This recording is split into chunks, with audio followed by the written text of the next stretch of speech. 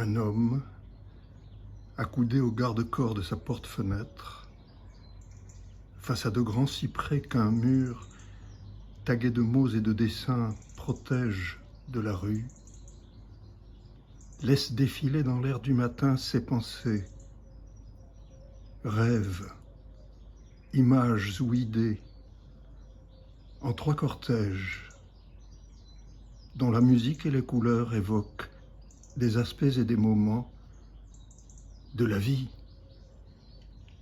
Peut-être y a-t-il dans la mémoire des sauterelles, des libellules, des rainettes, l'entrelacs des ruisseaux, des mélodies de tous les temps et des abeilles, toutes les prairies aussi. Peut-être y a-t-il dans les gros yeux des mouches, des myriades de bouts du monde. Oh, minuscules, mais mis bout à bout, ils finiraient par faire un monde. Mais qui se soucie du monde? Peut-être y a-t-il dans les yeux des brebis tous les paysages, les prés pentus, au pied des montagnes, ah, leurs yeux, leurs pupilles fendues retiennent sûrement les histoires et les sacrifices antiques, lorsque les siens crevaient, Oedipe errait au fond du gouffre de l'être humain. Comment croire que ce qui entre dans l'œil ne retourne pas éclairé au monde, refuge de la lumière, et n'incendie pas les corps palpitants?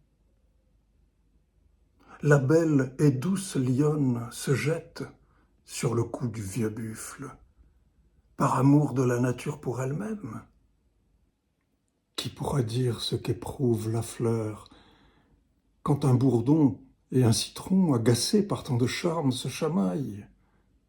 Et encore, fleur n'est qu'un mot musique, mais l'ombelle mellifère de cette amie, quelle aubaine! Et là-bas, la bourrache, à moitié cachée, un peu fantasque, ah, comment résister? La vie est si courte.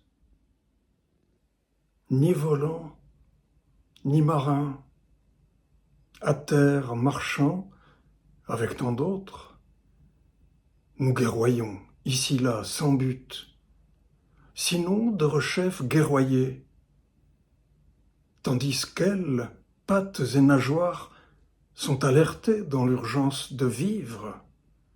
Nous défilons, boitons, claudiquants, médaillés, visant l'inaccessible étoile, vaste souci du lendemain à l'horizon, mains vides. Dans les trous de Verdun, un lacis de boyaux, serpent creusé par mille et mille mains, des milliers de tonnes de terre, d'obus, d'arbres déchiquetés, cris semés, ventre noir et défilés d'ombre, l'être fuse au-dessus des flammes. Là, les nuages fuient, salis de charbon d'os sur un fond de garance. Le silence vient de si loin, le silence des fleurs, des cailloux, du sous-bois, si différent du silence de mort, après l'innommable violence des batailles, l'invisible carnaval des chemins, sous les mottes de sang, racines à vif tétant une pluie avare, s'ébranle à travers un paysage éthique. Aie d'honneur au bord du chemin. En silence, dans une aurore dorée, défi lancé par l'être au non-être, ô toute guerre confondue, passent femmes et enfants, soldats fourbus, blessés, tandis que les bêtes s'agenouillent et boivent l'eau du ciel pur. Ainsi, pourquoi faut-il toucher le fond noir, puant, du mortel désespoir?